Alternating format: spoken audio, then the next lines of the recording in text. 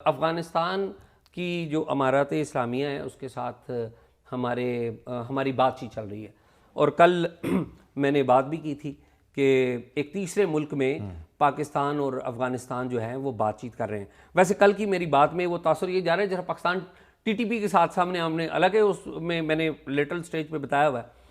तो उसके ऊपर एक नई डेवलपमेंट भी है या नई बात भी पता चली है। बात ये पता चली है कि दोनों जो मुल्कों के वफूद हैं, अफगानिस्तान और पाकिस्तान के यानी कि अमारत इस्लामिया और पाकिस्तान के जो वफूद हैं वो तीसरे मुल्क में रेगुलरली मिल रहे हैं।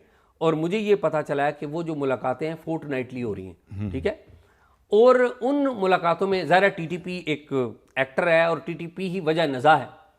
उसमें जो अफ़गान साइड है या तालिबान साइड है वो ये चाहते हैं कि आप जो है ना हमें फाइनेंशियली हेल्प करें, माली मदद करें हमें, ताकि हम इन लोगों को रीलोकेट करें।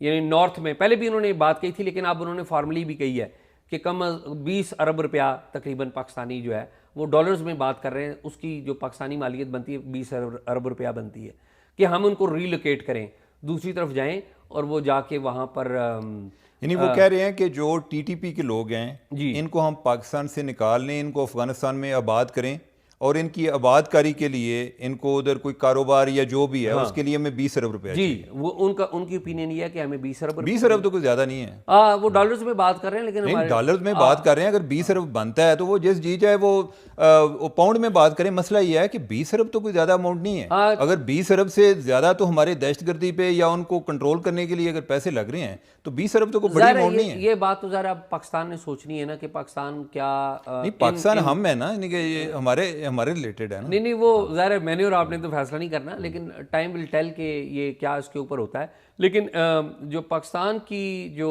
मिलिट्री और उसकी इस्टेब्लिशमेंट है, मैंने कल भी कही थी, मैं दोबारा रिपीट करता हूँ, वो हम ही नहीं है कि वो टीटीपी को बैठें।